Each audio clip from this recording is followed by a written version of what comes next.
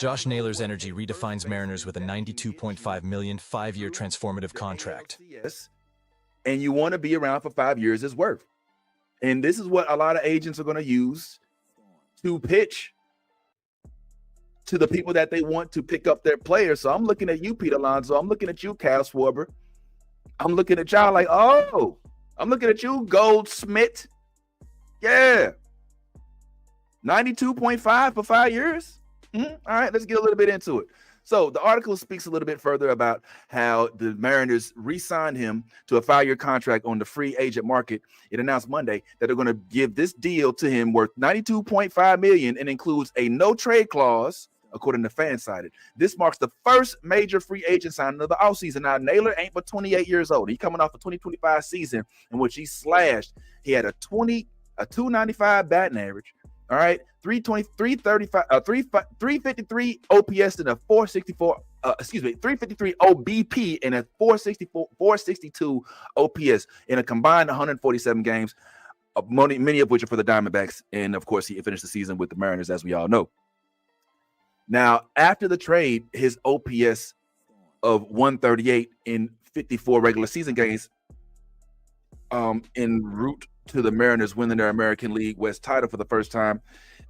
Actually, Naylor ended up batting .417 in the ALCS, even though they lost that series.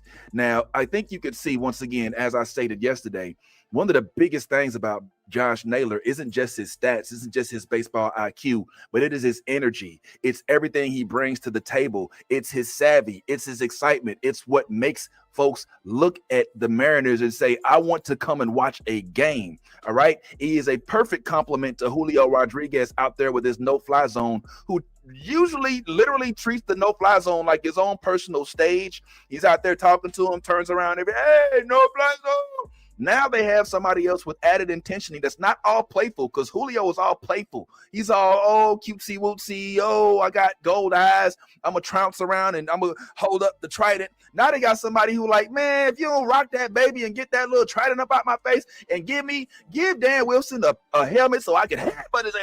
You know what I'm saying? Like, that's who y'all dealing with right now. So I'm geeked up to see what happens. But what this does make me question is, what direction are you now going in, Seattle? Because you got two other dudes that you might want to consider adding to this sauce.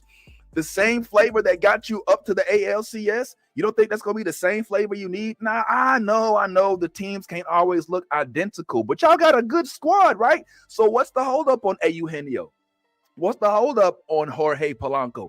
Jorge, I could see a little bit. I know he's upticking, but y'all did not make it that far in the ALCS without Jorge Polanco. I would focus heavily on pitching if I were y'all, and also maybe talking about looking at shortstop. As much as I love JP, I love you, JP, like legit, especially as one of the only black representatives on the Seattle Mariners team, black American that is. I know he's from LA, but I think they might be able to give JP at least some competition.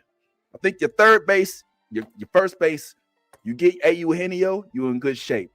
But I don't know, man, about trying to run it all back. Those two corners are big bats. And so I think you might want to consider heavily not necessarily losing that core.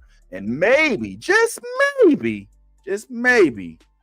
running it back with the overwhelming majority of the folks you had on that roster for the ALCS. Now, that being said, good luck to you and have a good time out there in Seattle, Mr. Josh Naylor. And all the Seattle folks, y'all had a whirlwind of a year. I can only hope that y'all get to run it back. All right, and let's go ahead and keep this moving. I want to go ahead and start wrapping up with this right here. My last item for the day. As of recent, you all may have been informed that the Hall of Fame nominees, or should I say the candidates, have been announced for the upcoming season, the 2026 season. And on that list, you'll see a lot of folks that you may recognize, some that you may admire, some that you like, some more than others. But I actually have a quick story to tell, because this brings me into a moment. Do you know how sometimes you'll just kind of unlock a memory or unlock and just the portion of your brain that made you forget about something that happened, or maybe you just, oh, I remember that smell, or hey, that reminds me of, hey, that song. Well, this for some reason took me back. So when I look at the list of those that are on the Hall of Fame ballot for 2026, there's a few names that stand out. All right.